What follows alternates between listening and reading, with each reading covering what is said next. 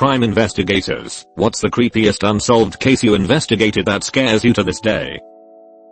I'm a cop, but this isn't my case. The FBI believes that over nearly 2 decades a trucker or multiple truckers have been killing women and dumping their bodies along their routes. In 2004 an FBI warrant notices a trend of bodies being dumped along a commercial trucking route in the south and submits it to a crime tracking database. Texas analyst picks it up and they find dozens of identical cases. No leads to this day, no suspects, no convictions. Link in description.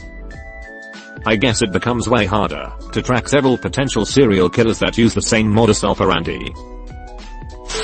Not a crime investigator, but I had a good buddy that went missing in a cornfield when he was a 2-year-old kid. Back in 80 or 81, literally thousands of volunteers came out to help search the fields and land around his farm for 2 days. But he was nowhere to be found. They even brought in a psychic. His parents were so desperate. On the 3rd day he was finally found. Quite some distance from where he disappeared. His parents still think to this day that he was abducted. But because of all the media attention and people searching for him, the kidnappers returned him, pretty much just dropping him off and hightailing it out of there. Definitely thought you meant abducted by aliens at first, and I was like, well yeah, it's a cornfield. I work as an investigator for the county medical examiner. The cases that always creep me out are the Jane and John does, especially the younger ones. How could a family not report a loved one missing for 10, 20 or 30 years? Some of these cases are not suspicious, so it's not like the family is worried about going to prison. We're looking at forensic genealogy to assist with some of the cases. Have you ever listened to Bear Brook? It's about multiple people being found in barrels in the woods, and they didn't discover who most of them were until recently. I'm very familiar with that case. Very sad. Worked in forensics 2004 to 2008. Mostly rapes, homicides, and cold cases. Never forgot one where a baby was abused because a burglar threatened to kill the entire family if the parent didn't do it. Wasn't solved before I left and nothing came up on Google. Never forgot names. The idea that someone out there free is that fucked up, or that someone would make that shit up, is so disturbing to me. Wait, what now? The burglar made the parent abuse their own baby? That's one of the most fucked up things I've ever heard. Lucky for you, you haven't read the write-ups of some of the most horrid, awful crimes out there, even in recent years. The worst that comes to mind for me was the Dardeen family homicides. Reading about it alone is traumatizing. Do not recommend. The mother was pregnant and gave birth during the assault and the baby was killed too. Cold case to boot. There are some sick fucking humans that breathe the same air as us. Everyday occurrence in war times. There is a TED talk of a ballerina and she witnessed her pregnant teacher being cut open by rebels. Cause they wanted to see if it's a boy or a girl. Was a girl. So they cut off her arms and legs. Still haunts me. Just heading her tell her story. Back in the early 80s a 16-year-old boy was walking home from a party about a mile from his house when he was intentionally hit by a vehicle and dragged by the vehicle before being dumped in front of his house for his father to find his body in the morning. The police say they have suspects, but not enough evidence to make any arrests. There are still posters all over the town and surrounding areas with his picture asking for information more than 35 years later. Really a tragic story that needs closure. Pretty similar thing happened near my hometown in the 70s. Some dude was walking home from a party and they found him the next day with his head smashed open on the side of the road. He left the party after getting into a fight, so the guy he fought ended up being suspect #1 and was eventually convicted. After spending quite some time in jail, the case was finally revisited when more modern forensics were applied. Turned out the dude got hit by a trailer from a tractor. Whoever hit him probably had no idea. Dude was finally freed from prison something like 15 years later. 15 years in jail is quite some time indeed. In a town close to me, a few years ago a little boy went missing. He was in a foster home with his siblings. There was apparent previous reports from neighbors of them wandering off frequently because they were left alone without food. Breaking into garages, I think. He was reported missing by the foster mom. She went on TV and everything. I think I remember. There were so many search parties. We live in the desert, so there's a lot of open land. I stopped hearing things about it. Eventually I asked one of my buddies who works in that PD, and he told me they never got any real answers. They found remains years later that they believed to be his in a canal, but it had been so long not much was left. Also they think wild animals had probably spread what was left of the remains around after all these years.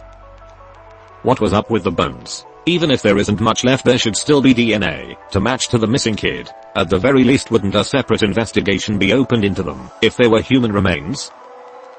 Assuming they have a sample to match it to. Not an investigator. In League City TX, there used to be a dead-end road. The city grew like crazy. In the process of clearing land, they found dozens of girls buried. Still several unidentified. They stumbled onto the dumping ground for a serial killer. It's Calder Road, if you're familiar with that area. They did a documentary on it at some point. My sister went to prom with a guy who lived next door to this. One night she is over at his house and a random girl comes running. No shows on, screaming, banging on the door saying some guy picked her up or was following her. Boys say the man was nowhere to be found. Prom date and brother get her to safety, then proceed to tell my sister all the weird ghost stories, because weird things like that always happen around here. They thought she was spooked by feelings of being watched or something. Until a few years later, when they started finding bodies again. Oh Jesus Christ. I used to live less than a few miles from Calder, and would sneak out and go for walks all alone at 2 to 3 in the morning when I was in high school. I had no idea what I was walking around by. Fulowak. I should 100% be dead by now, Mayo. Plot twist. You're a ghost. Link in description. Guy let his dog out, and it came back with a decaying limb. When they went to search, they found a makeshift altar. Creepy stuff. Brain went to the thought that this dude's dog spontaneously got gangrene from walking in the woods for an hour. Was very confused. Your comment helped me figure out he came home with a person's decaying limb, and did not in fact contract gangrene. 2 girls in their 20s round, murdered in their car. McDonald's food in their laps. Windows up. Doors locked. No sign of a struggle. Was my last case I ever worked. 3 years ago. No suspects have been arrested. Murdered how? Gunshots to the back of the head. The Molly Bish case. A 16-year-old girl was dropped off for work at the lake where she was a lifeguard by her mom. She was never seen alive again. This happened in the summer of 2000 in a small town in central Massachusetts, about 30 minutes from where I grew up. I remember seeing missing persons signs all over local business when I was a kid looking for Molly. They actually did find her body in the woods near her house apparently, but no suspect has been arrested.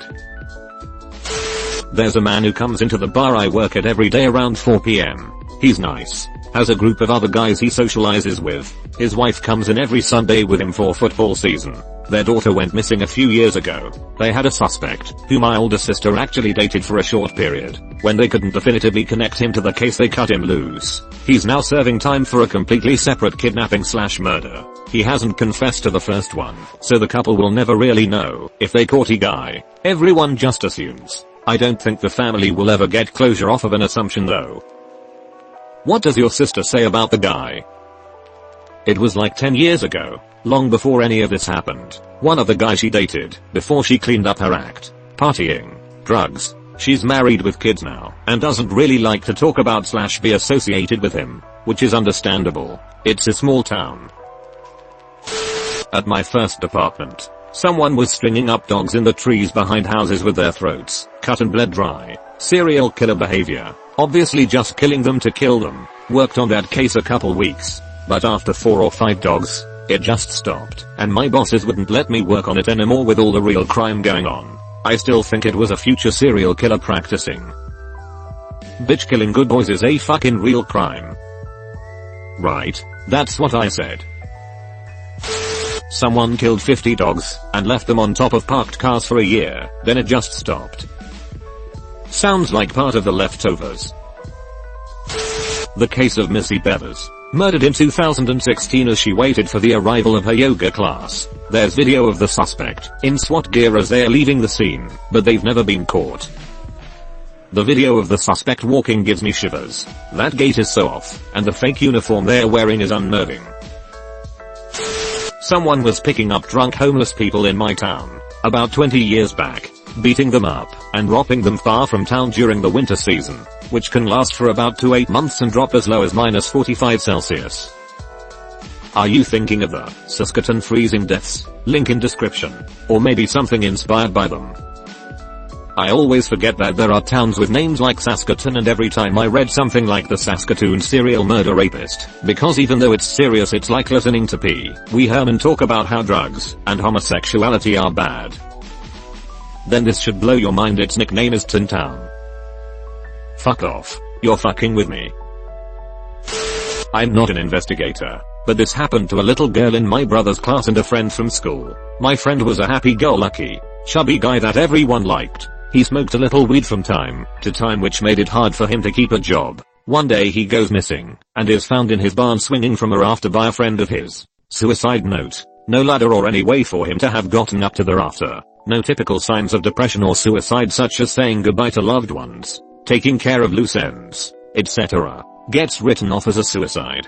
Case temporarily closed. 6-year-old girl was missing from her home in the morning. Found in the barn hanging from the rafter and raped/molested with a knife. Stepdad had porn of her on his computer and somehow was cleared on the murder by pinning it on a teenage neighbor. Neighbor kid claimed stepdad put him up to it and smoked weed with him, but there was no evidence to convict, and the teenager went to jail for murder, while stepdad got a reduced sentence for child porn. Neither got a drug charge, which was also weird. The reason I mentioned these together: stepdad was their friend who called in my friend's death. After no luck with the county, I anonymously messaged Channel 5, and they had to reopen after it was reported publicly that they missed something. Forensic analyst said the suicide note was faked. Suddenly the detective on the case finds there was a ladder present, reclosed the case, and retired.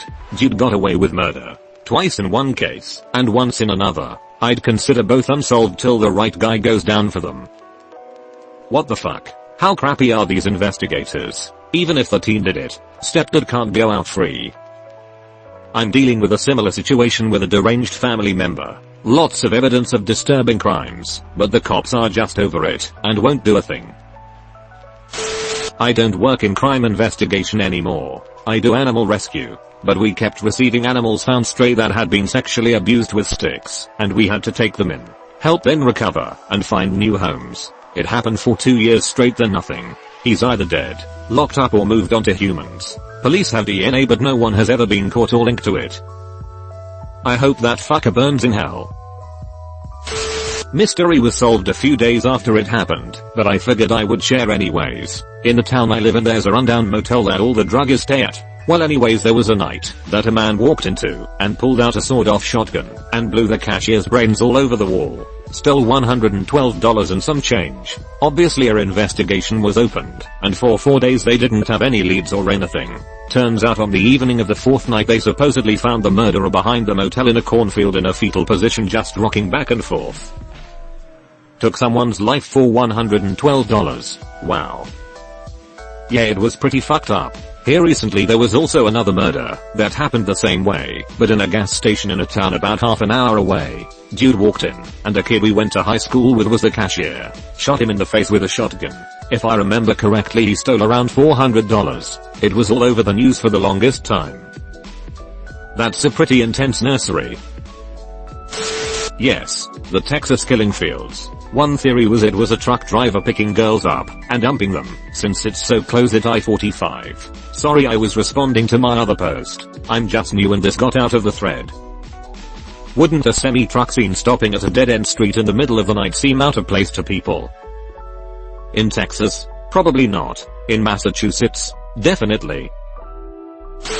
The 35-pound bags of human vomit that appeared in the PKG lot of the Radnor Par Bed Bath & Beyond. For a few weeks, the woman on Philly walking to the Acme MKT, who thought someone ran by and hit her accidentally. She shopped for 30 minutes at Acme, then walked home, and her daughter discovered a chef's knife lodged in her neck. No one at Acme said anything, and the knife was visible on surveillance. No one at Acme said anything, and the knife was visible on surveillance. I see you've never worked retail before. Right, they probably didn't give a fuck. Live your life however you want, knife lady. Someone had been leaving half-eaten fish all over West London, as encounter bought fresh fish, scales and all. It was an ongoing cold case cause the saliva was the same on each one. No one was really victimized by it though, so we never got a chance to properly look into it. I'm not sure I understand. What's the crime? Littering? No crime. It's just really fishy. Thanks for gold and silvers, kind strangers. A local girl went missing about 2 years ago. Whole community and neighboring communities got involved. Had a hashtag they painted on car windows and everything. Tried like crazy to find her. The parents still hold out hope, but I'm not convinced they really do. And it's devastating to watch. I have friends that know the family. I have 2 young girls. And this is a fear that my job forces me to take home with me. That one day they'll disappear and that's it. There are some sex trafficking hotspots nearby. A week after that girl disappeared, I told my wife she was most likely already dead. Poor kiddo. I hope she is still alive, and she escapes, and the disgusting people who captured her are held to justice. They have a suspect, but no body, so people still have hope for it. But I work in forensics, so I'm more pessimistic about things like this. I obviously hope I'm wrong, of course. Not a criminal investigator, but I do CPS/joint investigations. We'll never fully know what one little girl went through as she was very young. She's doing very well now, but she had nightmares for years of a big grey man that would come into her room at night. Horrible case of sexual abuse. Really shook me. The language likened to simple words for something extremely horrific is what shocks me the most. All the people going missing in federal parks. FBI does not track them. Guesses a 1600-years disappear and some are not found. It happens at an alarmingly high rate compared to other places. Oh man, I watched some random Amazon Prime documentary about that recently. So wildly creepy. I would like the name of this documentary please. Thank you. Missing 411 I believe it's called. When I was a kid a girl in my neighborhood went missing. It was a big thing and everyone searched and found nothing. Then about 3 weeks later the neighbors of the girl called the police. The teenage boy of their family killed the girl and put her body in his waterbed. He's eligible for parole in 4 years. Hinterkaifeck murders 1922 Germany. Creepy sounds in a barn and an entire rural family is slaughtered including a maid who had just arrived. Evidence at the scene showed that the killer had stayed in the home for several days, lit a fire, and fed the animals. Nothing valuable was taken. I really wish I hadn't read this. Made me super paranoid every time I heard noises at home. My father was a police officer some time ago. While in school his platoon was called with every other policeman in region. A kid was missing. They were looking for him for quite some time, yet they did not found him. He was supposed to be somewhere in small forest near the town he was living in. Kid just sunk. After some time people would contact police and say that kid was seen almost 500 kilometers away, alone. They had many suspects but all got the alibi. The case was open for almost 20 years and was closed like 10 years ago. Here in Poland we do not put such information to public. Maybe why they had a hard time finding the kid. Not me but my dad told me about this. On the Gold Coast in Australia in the 1990s. There was a Chinese mob. The wife of the leader wanted a new husband and boy toy. The following is all presumed, but she got people in the mob to kill him. She then presumably cut him up with a garden saw. This is based off of neighbors' reports of a chainsaw at 1 AM for long periods. It was presumed that she put the body in gym bags and put it next to the bin. A teenager saw the bags and wanted to take them, but he kicked the bags and it was squishy, so he decided not to. When she reported her husband as missing, she was the prime suspect. The police found the bathroom covered in blood using UV light. The body was never found, so it could never be pointed to her. She was convicted on assumptions due to her already affiliation with the mob. She gets released next year from a life sentence. Wait, how is she getting released on a life sentence? Or do you mean released on parole? In some countries, life sentences is not really for life, but for a specific amount of time. An Israeli girl, Terada, was murdered in her school's bathroom, and this one guy, Roman Storov, was convicted. But DNA evidence has shown that someone else committed the murder. You can read more about the case here. Link in description. Wow. They stopped all testing once they had their guy. Despicable police investigation. Poor guy. Once they decided it was him he never had a chance. Not a crime investigator, but Dio Waking went missing about a decade ago and was found in boxes. It is estimated that she was cut up into around 2,000 pieces. When they put her back together they were missing a heart, spleen and liver. My personal theory is black market organ transplants. To sell or to use I don't know. Maybe to sell, because the heart sells for around $1 million USD on the black market. Jesus. Imagine being the team that had to put her back together. That's the stuff of nightmares. There are pictures of her reassembled online. Not a very pretty sight.